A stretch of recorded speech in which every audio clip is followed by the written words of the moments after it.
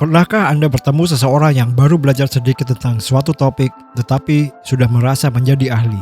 Atau mungkin Anda pernah melihat seseorang di kehidupan Anda dengan penuh keyakinan berbicara tentang ekonomi, kesehatan, sejarah, atau sains, padahal pengetahuannya ternyata sangat terbatas.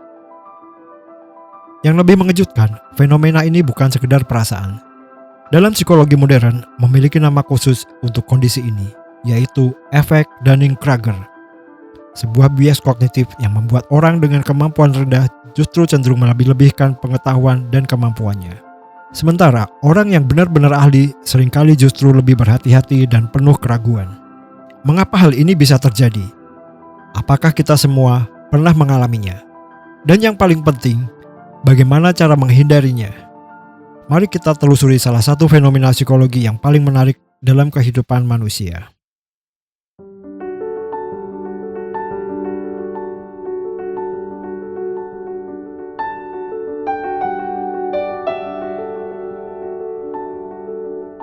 Kisah bermula pada tahun 1900 di kota Pittsburgh, Amerika Serikat.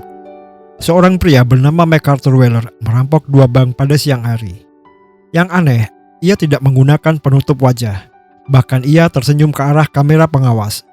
Beberapa jam kemudian, polisi berhasil menangkapnya. Saat melihat rekaman CCTV, Weller tampak kebingungan. Lalu ia berkata, "Aku sudah memakai jus lemon." Ternyata ia percaya bahwa mengoleskan jus lemon ke wajah akan membuat dirinya tidak terlihat oleh kamera. Ia pernah mendengar bahwa jus lemon dapat digunakan sebagai tinta tak terlihat. Lalu, ia memiliki kesimpulan yang salah. Jika jus lemon bisa membuat tulisan tidak terlihat, mungkin jus lemon juga bisa membuat wajah manusia tidak terlihat. Kesalahan berpikir yang sangat sederhana. Namun, justru kisah ini yang menarik perhatian dua psikolog.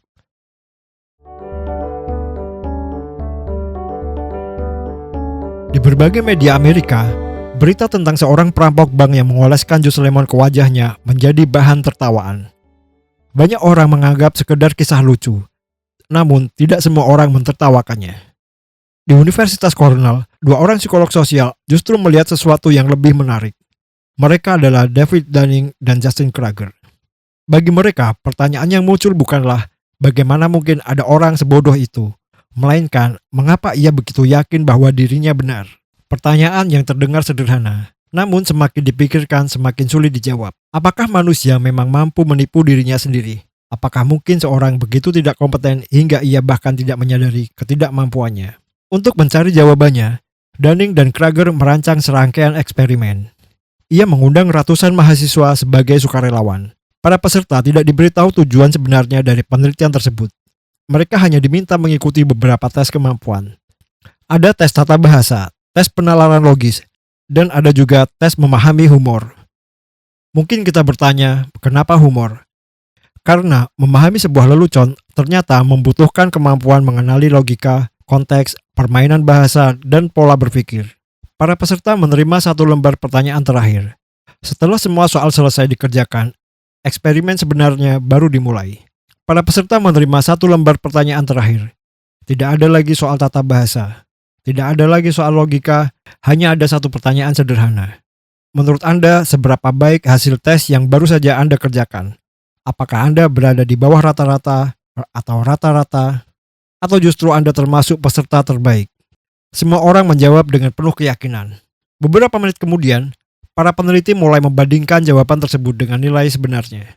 Disinilah muncul sesuatu yang tidak mereka duga. Kelompok peserta dengan nilai tertinggi ternyata tidak terlalu percaya diri. Bahkan sebagian dari mereka mengira hasilnya hanya biasa saja. Namun yang benar-benar mengejutkan adalah kelompok dengan nilai paling rendah. Mereka justru merasa telah mengerjakan tes dengan sangat baik. Semakin rendah nilai mereka, semakin tinggi tingkat keyakinan mereka bahwa mereka berada di atas rata-rata. Hasil ini muncul berulang kali, bukan hanya pada tes tata bahasa, bukan hanya pada tes logika, tetapi juga pada tes humor. Pola yang sama terus muncul. Seolah-olah ada sesuatu di dalam pikiran manusia yang membuat ketidaktahuan berubah menjadi rasa percaya diri.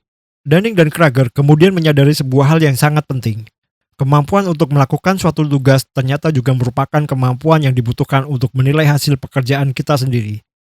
Jika kemampuan itu belum dimiliki, maka seseorang bukan hanya akan melakukan kesalahan.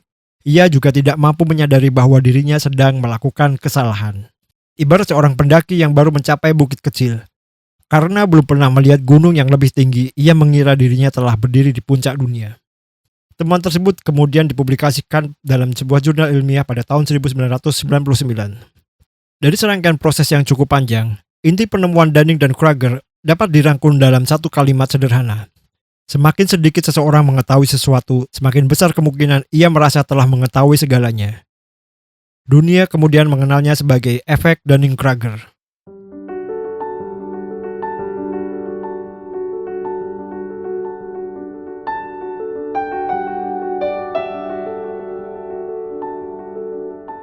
Bayangkan, Anda baru belajar bermain catur selama 2 minggu.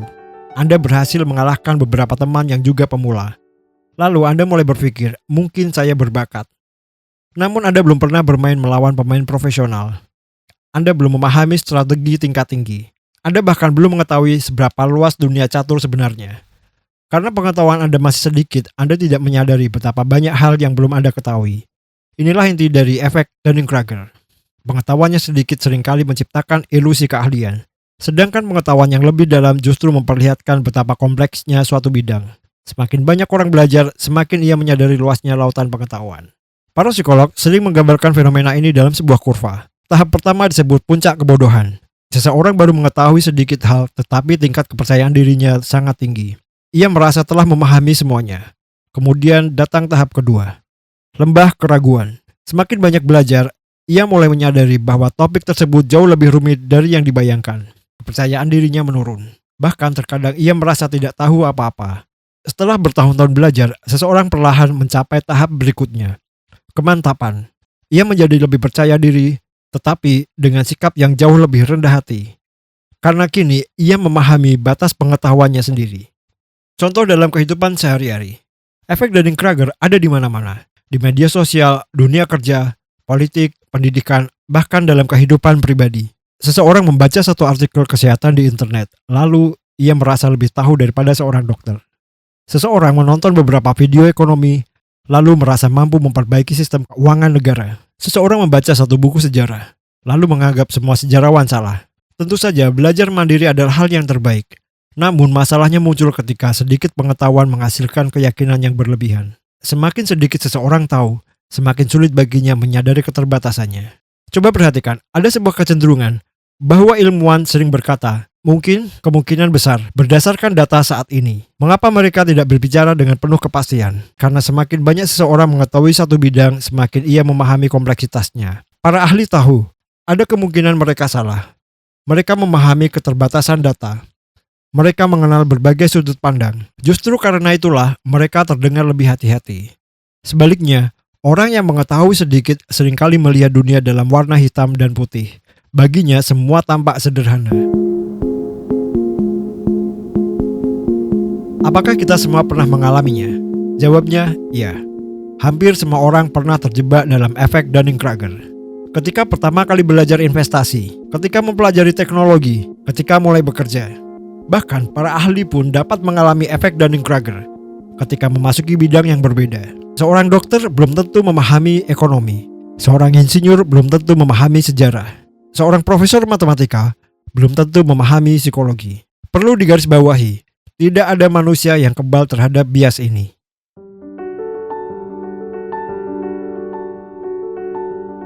Ada beberapa cara untuk mengurangi efek Dunning-Kruger. Pertama, biasakan berkata, mungkin saya belum tahu semuanya. Kedua, carilah kritik dan masukan. Belajarlah dari orang yang lebih ahli. Keempat, teruslah membaca dan memperdalam pengetahuan. Semakin banyak kita belajar, semakin kita menyadari betapa luasnya pengetahuan yang belum kita pahami. Kerendahan hati intelektual bukanlah tanda kelemahan. Justru itulah ciri orang yang benar-benar belajar. Bukanlah bahwa ada orang lain yang terlalu percaya diri, tetapi bahwa kita semua memiliki potensi untuk menjadi orang tersebut.